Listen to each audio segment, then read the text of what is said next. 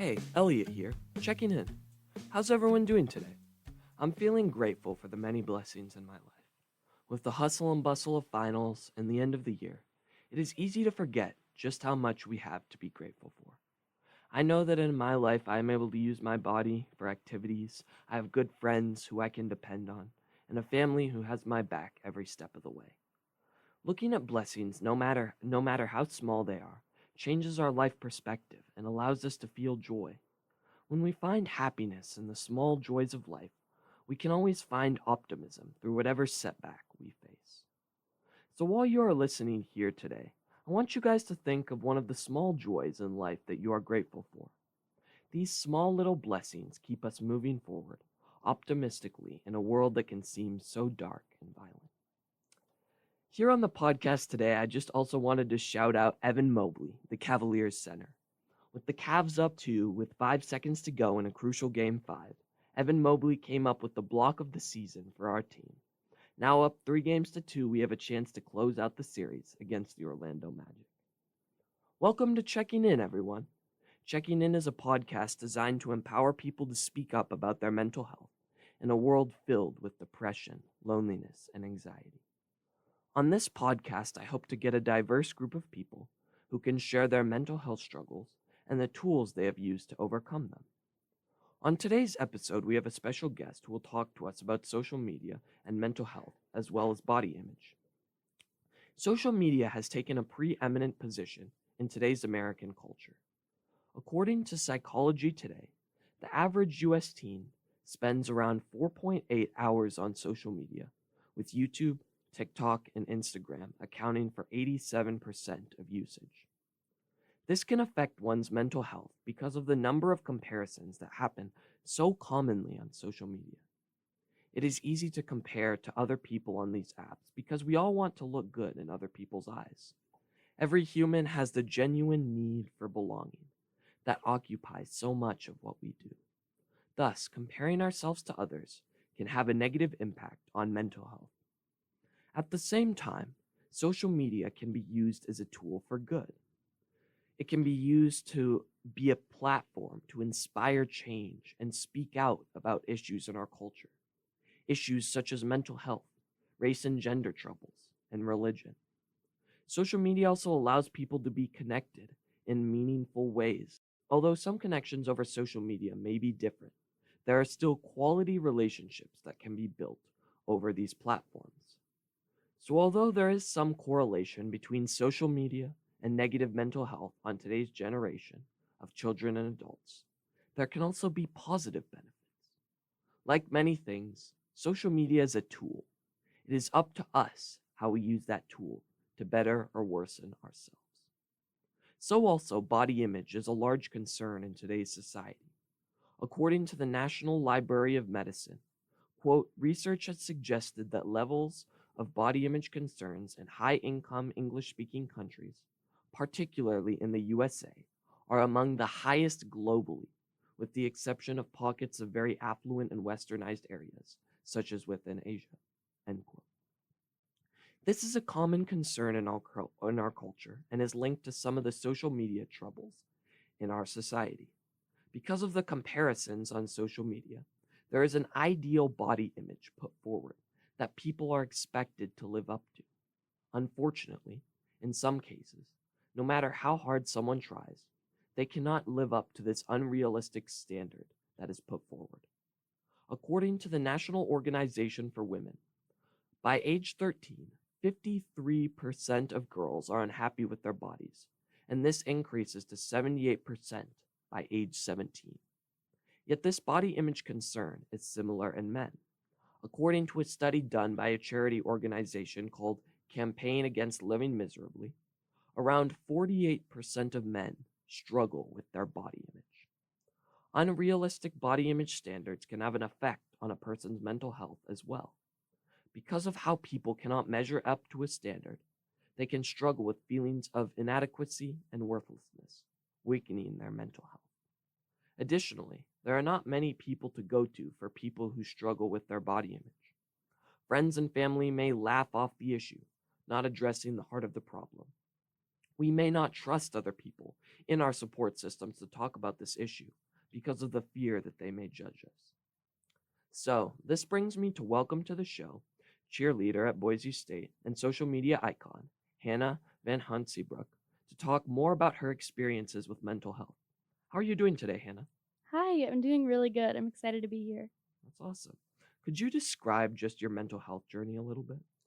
Definitely. I think my mental health journey has been really up and down, and I'm excited to share with everyone today because I think my experiences, especially with social media and body image, are really common and they're honestly not talked about enough. hmm Yeah, so where did you grow up? So, I grew up in El Dorado Hills, California. And did you grow up with a good social support network of people who supported you along your journey? Yeah, I definitely did. My parents were always supportive, same thing with my sister and brother, and I had a lot of really close friends that helped me along the way too. Yeah, that's awesome. When did you begin cheer? So, I began cheer my freshman year of high school. Okay.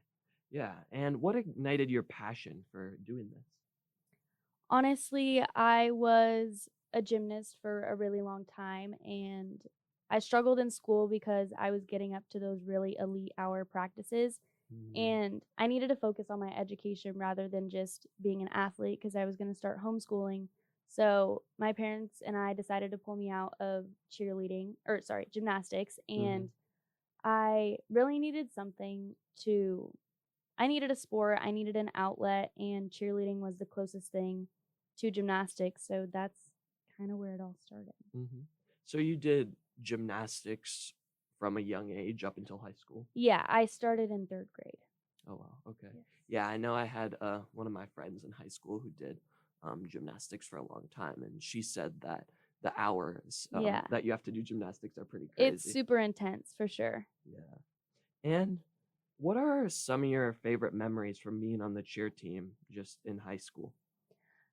Some of my favorite memories were honestly meeting my best friend, Sophia, who's still one of my best friends to this day, Mm, and honestly just getting to know the girls, like, getting to know social situations, and just I think high school cheer is a very different experience from college cheer, and just making those connections and just having fun with my friends, honestly. yeah, that's awesome. And would you say that being on the cheer team was a big time commitment for you, or not too much? In high school, it wasn't too much of a time commitment. It was just somewhere I could go hang out with friends and Mm, just be active. yeah, that's good. And do you think that being active and just hanging out with your friends in high school had a positive impact on your mental health? Yeah, for sure. It definitely did. There's honestly some downsides to cheerleading just because of the sport, but I really had a lot of fun. hmm Yeah. Yeah, and what led you to come do cheer here at Boise State on the Spirit Squad? So the Spirit Squad here at Boise State has a very similar layout to what I did in high school. So you would do Okay. sideline cheer and then comp cheer, which actually it was a really big time commitment. Yeah. And one of my teammates, Peyton Avery from high school, ended up coming here and being on the Spirit Squad at Boise State. And I kind of fell out of love with cheer my senior year of high school, Mm, and she ended up texting me and saying, "Hey, I think this team would be really good for you. I think you should try it out." So I came for a clinic and I honestly fell in love with the program, how they ran it, the coaches, the support system. It was really incredible, especially the school. yeah, yeah, absolutely. And for an audience who may not know, could you just explain some of the different parts of cheer, like some of the technical aspects of it? Yeah, so basically with cheerleading, there's tumbling, stunting, and sideline, Mm, which is basically tumbling's like throwing your body around, backflips, all that stuff. mhm. Stunting is lifting people up in the air, so I get lifted because I'm a flyer. Okay. And then sideline stuff, that's just like cheers, chants, dances. Um, and then we have competition cheer where we get a routine. It's about 2.5 minutes, and then we go to Florida and compete against other colleges. Mm, that's really cool. Mhm. And have you enjoyed your time on the Spirit Squad here at Boise State? I've absolutely loved my time on the Spirit Squad. I think it's helped me grow a lot as an individual and an athlete, and it's a really great program. Mm, yeah. And what are some of your favorite memories here doing just the Spirit Squad here at Boise State? Here at Boise State, college cheerleading is a completely different ball game than high school. It's absolutely insane. It's a huge time commitment, but I honestly wouldn't spend my time doing anything else. Mm, Uh, let me think. I'd honestly say just like cheering on the blue is one of the most amazing experiences I've ever had in my life. mhm, Um, just walking out on pregame game day is an insane experience. A lot of people ask me would I rather be attending the football games, and honestly, I would never yeah, want to experience that from the other perspective because what I get to do is so special and it's really just incredible that I get to participate in it. And I'd honestly say some of my favorite memories cheering on the blue and mhm, um, meeting all my teammates is a really big thing too. A mm, lot of them have become lifelong friends and I really love them so much. yeah, And going to Florida too. I'd honestly say every experience I have with the Spirit Squad is so memorable and incredible. yeah, absolutely. And when you're working with the Spirit Squad, do you interact with some of the athletes, like, on the football team at all? Yeah, I do. I have a couple really close friends on the football team and they're really sweet guys. Oh, yeah, that's really cool. In your experience just working with the Spirit team, have you struggled at all with feelings of inadequacy because of the body image standard that's promoted so much in our culture? I honestly think I struggled a lot more in high school with Mm, that issue, and I still struggle today, but it's become more of a thought process of am I healthy or do I just want to look a certain way that's kind of unattainable? mm, Um, I think the Spirit Squad here does a really great job of promoting healthiness rather than other aspects that other teams promote. yeah, absolutely. And could you just share just some of the reasons why you struggled in high school with body image? Yeah, definitely. I think in high school, I was very young and very impressionable, and there were a lot of situations that I went through that kind of gave me a sense of unsatisfaction with my body and how I looked. Mm, Again, I was a gymnast before, so I was eating a lot, but I was staying the same size. And once I stopped doing that, I was eating the same amount, so I gained a little bit of weight. And gotcha. Yeah. I was still super tiny. I think what I thought I looked like is completely different from what I actually looked like because I look back Mm, at pictures and I was just so tiny, but I was really in my head in those moments. It's also really difficult when you're so young and your bases don't so those are the people that lift you up. They don't have as developed muscles as they should. I think kids start cheerleading really young and they shouldn't because it's this dynamic where bases are bigger and flyers are supposed to be like the tiniest little human beings that they can. mm. And it can enforce a really unhealthy mindset. Do you think that your coaches like pushed a certain standard on you guys at all, or was it more of a self-inflicted type of wound? I definitely think it was both. Um, Mm, when I was a senior, I kind of fell out of love with it because it was just causing so much damage to my mental health. mhm, Um, as I was a senior, I was larger and more developed than the freshman girls coming in, and they were so tiny. They were like middle school age, honestly. yeah. And I remember I got taken out of the air because I was too big, and I probably weighed like 110 pounds, and I'm Okay. 5'1". So I was still super tiny, but these girls coming in were so small. I thought I got taken out of the air because I was too big and Mm, the stunts that they were doing were really complex and they would be easier for the bases to do it with a smaller flyer. mhm, So that definitely like affected the way I looked at myself. Um yeah. That's yeah. interesting. Do you think that there is a body image standard promoted in our culture just in general? And what do you think are some of like the factors that lead to that a little bit? Yeah, I definitely think there is. I think a big factor that leads to that is social media because not everything is real and some body types are truly unattainable. Mm, I think a lot of people believe that everyone has the same frame mhm, and like bone structure, and that's really not real and, like, Yeah, not attainable. right. I even find myself comparing to other social media influencers, like, "Oh, I wanna be as small as her," or, like, "I wanna be Mhm. like her," and Yeah, it's really difficult when you get into the specifics with, like, your height, your genetics, your, like, predisposed, like, bio body, like, yeah. not everybody's gonna be as small as a twig. Yeah, no, I definitely get that. And I think that's really true because on social media, there's kind of just a standard that everyone is supposed to measure up to, but kind of our biology determines a little bit of like Right. what our frame is going to be like. Exactly, yeah, Yeah.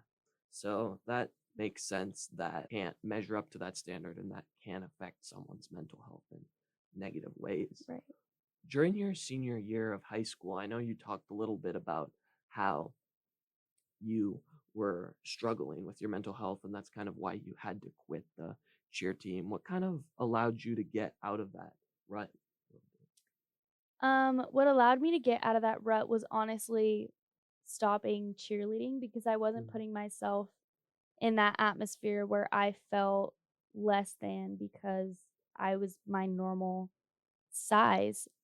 mhm, Once I left that atmosphere, I really focused on just being healthy because I had developed a little bit of an issue with eating and I mhm, just wasn't that nice to myself. But mhm, once I stopped, I was able to get healthy and just make sure that my body felt right and I wasn't attaining this certain image. mhm.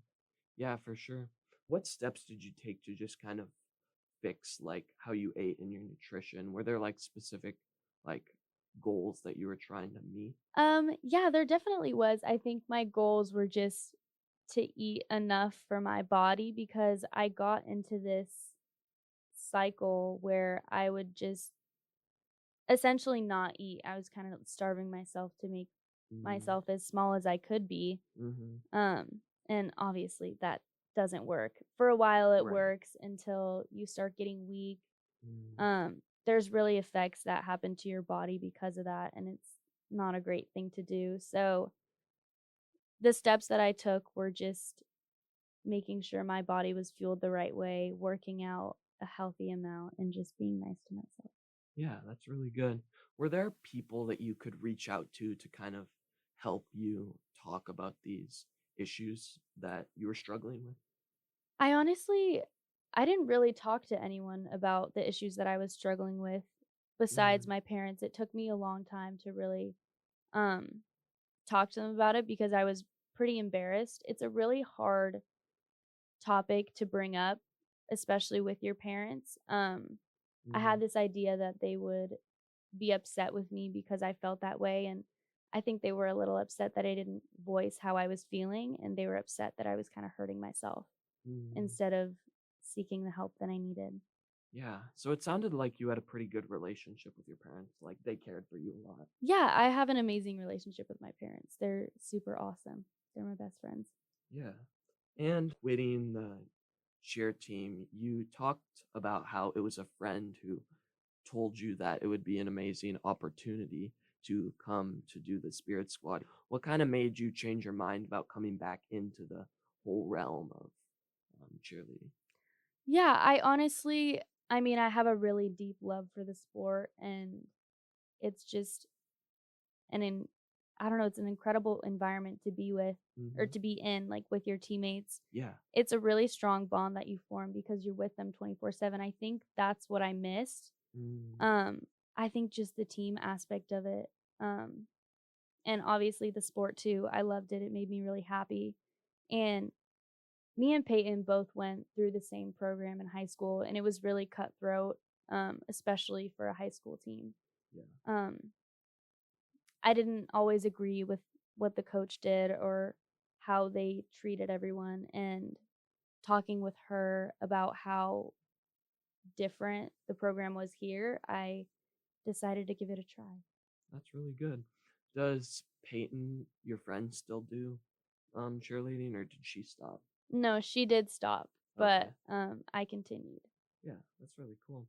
What advice would you give to an audience that may be struggling with the same type of body issues? I'd say a really difficult part for me was being honest with myself that I wasn't okay and I wasn't really being nice to myself. Mm, Um, I think a big piece of advice that I would give is that it's normal to struggle with this. And although it's really sad, it is a very common thing that girls struggle with, especially now with social media. yeah. Um, I'd say honestly, just talk to someone and check in with yourself. Am I being nice to myself? Am I giving my body the correct nutrition that it needs? Am I being healthy by working out or am I struggling?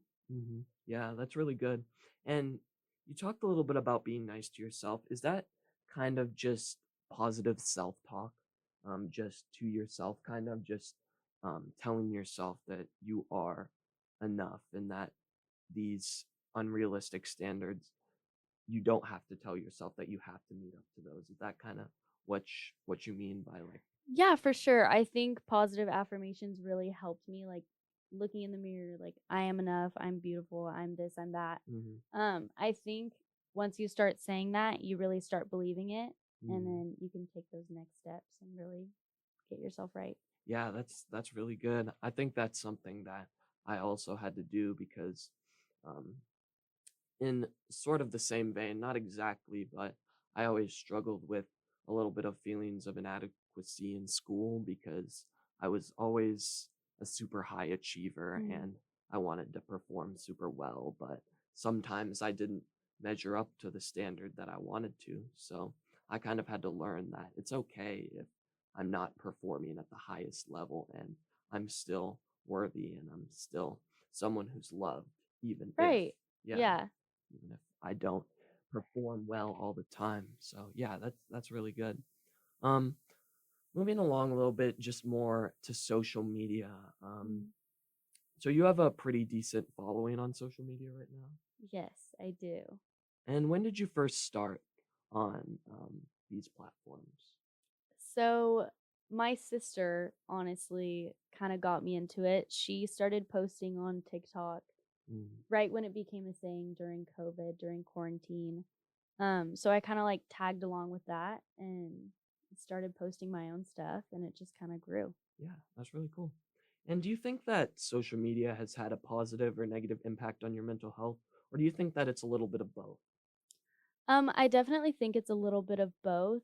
I've been able to realize how much social media does affect me and I've kind of been able to limit myself like once I start really caring about how my social media is performing or how many likes I'm getting, how many comments I'm getting. It still bothers me to this day. Mm. So I've kind of taken precautions to limit that. Like I turn off my likes, I don't look at my comments. I really only care if like my friends are commenting, which that's a pretty nasty thing to think about too. Oh yeah, your close friends are commenting and what they're Right. saying Yeah, exactly. about your videos. Yeah, that definitely makes sense. Do you get a lot of like hate speech on social media that you have to block out, or is it not too bad? No, I don't think I've ever really gotten hate on social media because I don't know, I don't post a lot about my life. It's kind of just like silly little videos. Okay. Um Yeah. so I've never really had an experience where I've like received hate for anything that I've done. Yeah, that's really good because I know that in some cases people have dealt with mental health struggles because of the hate speech that they've Yeah. received on their videos. Like you're always going to get mean comments. I've had a few videos just go down the wrong path and the comments are absolutely insane. So I just turn them off and kind of ignore it. Yeah, yeah, that's really good. Do you think that the high rates of social media usage among teens and early adults has changed a little bit of the dynamic of how people interact with each other? Yeah, no, it definitely has. Even I find myself sometimes struggling with like human interaction, person to person rather than over the phone. hmm I think we have this sense of safety when we can think about our responses instead of really just having a conversation. I've noticed it's really easy to tell when someone uses their phone a lot and they can't really hold a conversation, which is something I'm always like really insecure about. I think Mm. um phones and devices have really just dropped our social interaction. Yeah, and so is that something you're kind of wary of, just trying to be able to hold good conversations with people? Yeah, of course. And I think our vocabulary has also definitely suffered a bit. So I Mm. always try and learn as much as I can to sound complex or smart. I don't know. Yeah, no, that's good. Do you try to like keep social media terms out of your normal vocabulary? No, I usually don't really care about that. It's just like I'd rather like be more educated on conversating with people than Mhm. using dumbed down vocabulary and colloquial language, but Yeah, yeah. I still use it. Yeah, So, no, I get that. Me too, because it just has gotten into our it's really taken deep root in our yeah, culture for sure. So, I mean, and that's a lot of how people will talk these days around our age too. right. So, It's very like simple lingo. right. And I mean, I think that if we want to form good relationships with people, it's not wrong necessarily to talk like that, but in it de- it depends on the context a little Yeah. bit for sure. Yeah. In your experience, what are some of the benefits and drawbacks of using social media? I'd say a benefit that I have for using social media is just connecting with people all over the world, and I Mm, feel like I learn something new every single day. But a mm, drawback can definitely be how much I am on social media. I try mm. and limit myself as much as I can and focus on school and focus on what's really important. But at the end of the day, I'll always just hop on TikTok for a few hours. Yeah, no, that's fair. As for the benefit you talked about, you said you learn something new every day. Could you just share like a story of maybe like something you learned that was beneficial to you just from social media? Yeah, I definitely think I learn a lot about social interactions. I usually like to watch like psychology videos and my parents will send me them all the time. So that's what I mean when I say like I learn Mm, something new every day. It's mostly just like about human interaction and how hmm. we perceive things and Yeah. yeah. No, that's really good because definitely I know my friend, he talked about how he actually goes on social media to learn more about like working out and Yeah. sees videos of that. So Yeah. he definitely has enjoyed some positive benefits from just being on social media. So I think that it's not all bad, Yeah. contrary to what some people say, I for think sure. it's just honestly how you use it and how you utilize it. It's kind of a tool. Mm, yeah, that's how I like to think of it too. And you said one of the drawbacks is just spending a lot of time on social media. How has that impacted your mental health?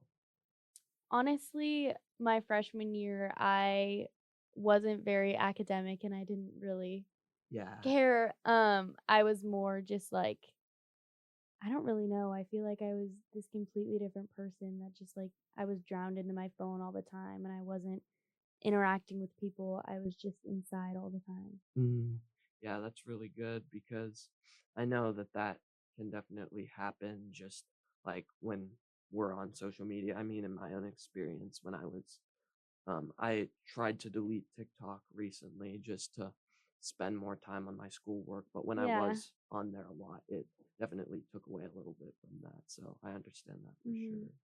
So you talked about the strategy of just only trying to spend a certain time on social media per day. Are there any other strategies you use that have helped you basically be able to use social media more positively? Yeah.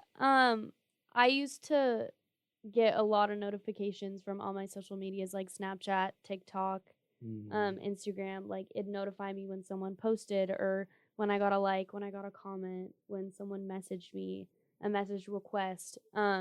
So I don't have any of my social media notifications on. oh yeah, that's really good. I definitely also try to keep my notifications off because I know that if I keep them on, it just makes me constantly click. And Yeah, exactly. so, what is some advice about mental health in general that you just wish you had earlier? Something I wish I had earlier. Honestly, I wish someone could tell me exactly what I was gonna go through, but Mm, I think things with mental health are learning from experience. I don't mhm, think there's any way to prevent struggles with mental health, but I think it's just important to tell people that it's okay and it's normal and you're mm. not crazy. Yeah, absolutely. Yeah, I definitely agree with that because um, we all deal with mental health struggles, and it doesn't have to be a stigmatized topic Yeah. to talk about it because um, everyone has the same experience. So, yeah, that's really good. Um, what's one positive story from your own life just about overcoming mental health? A positive story from my life would probably just be growing and learning more about myself. Mm, I think every single day there's always going to be a little bit of struggle, but if you can get past it, then it's beneficial for sure. yeah, for sure. I think it's more of not one specific triumph, but I'd say Mm. just getting through every day with a positive mindset and knowing that everything's going to be okay. Yeah, that's really good. You talked about learning things about yourself. What's one thing you've been able to learn about yourself just through your growth in your mental health journey? Yeah, I've definitely learned that I can be a little bit unaware of kind of what's going on. So I always like to check in with myself and know my triggers about everything and just honestly get to know myself Mm, really well. yeah. And I really like what you said also about just it being a day to day journey. I don't think Yeah. mental health is something that just goes away overnight. No. I think we're always going to have the struggles, but it's the way we deal with them Mm, and the way we approach certain situations. And I definitely think that I've learned a lot and now I can really apply my knowledge to what I'm going through. So, yeah, yeah. that's really good. Well, I just want to thank you so much for coming on the podcast and taking time out of your day to do that. Thanks for having me. Yeah, absolutely. Wow, that was really interesting to hear some of Hannah's testimony just on her mental health struggles with body image and over social media. It is so easy for us to fixate on our body image in today's culture because of some of the unrealistic body standards that are put on each of us. There are so many icons on social media that have the quote unquote perfect body image that everyone is trying to measure up to. But so many people do not understand that some of body image is merely biological and cannot be changed. So, therefore, we should just be grateful for the body image that we have and every day just seek to continue striving for our own goals rather than focusing on unrealistic standards that we may never be able to attain. Also, on social media, it is so easy to become enthralled with putting our best self out there and spending so much time on social media. Just like Hannah talked about, she became obsessed with how many likes and comments she was getting on her videos. But there is so much more than wanting to attain an unrealistic standard or attaining a goal of having a certain number of likes or comments. Instead of reaching for these lofty and many times unattainable goals, we should work at the things that we're good at. We've each been blessed by many talents. And I think that much of the time we disregard these blessings we've been given because we want to conform and fit in with other people. So that was a really good message that was given to us by Hannah. It's not about conforming and fitting into the social norm and attaining to a high standard, but it's about focusing on yourself, loving yourself, knowing that you are worthy and that you are loved, not because of what you have done, but because of who you are. On the final part of the show, I will share a little story about social media and body image, which comes from the website Priori. This is Eva's story. Quote, before coming into treatment, I struggled with my body image from a very young age. I would avoid anything which would show any part of me, like mirrors or pictures. Over many years, I only uploaded about 3 photos of myself to one of my social media accounts, because I always found something to criticize and feel overly self conscious about. I also continually compared myself to a huge number of people I followed on social media. I would compare every part of their body to mine, and inevitably, I would always think they were better looking than I was, and I would feel that this was the reason they were so much happier than I felt. I felt that in order for me to be happy, to go out and have fun, that I need to be as thin, if not thinner, than the people I saw on social media. Whilst I still struggle a lot with my body image, and I can find the body image group sessions to be quite distressing at times, the eating disorder treatment here at Arthur House has helped me to slowly start to believe that there is more to me as a person than just my appearance. Because of this, I try and challenge my thoughts and focus on my positive qualities. I have also learned to be able to have gratitude for parts of my bodies based on what they provide me with. Additionally, I have found, thanks to the advice and encouragement of the staff here, that wearing clothes that I would usually avoid due to high levels of discomfort has also helped me to build some confidence around my body. Based on what I have learned, I would strongly encourage anyone who's struggling with their body image to be extremely patient with the process, and as it is one of the hardest aspects of an eating disorder to shift. If it takes a long time, it does not mean it is not working. It just means that there is a lot to work on, and it will take time. I can imagine that, like myself, others might feel disheartened at times and want to give up. But it is important to remember that the times we struggle are the times when it is most important to push through and keep going with the work that we have been doing.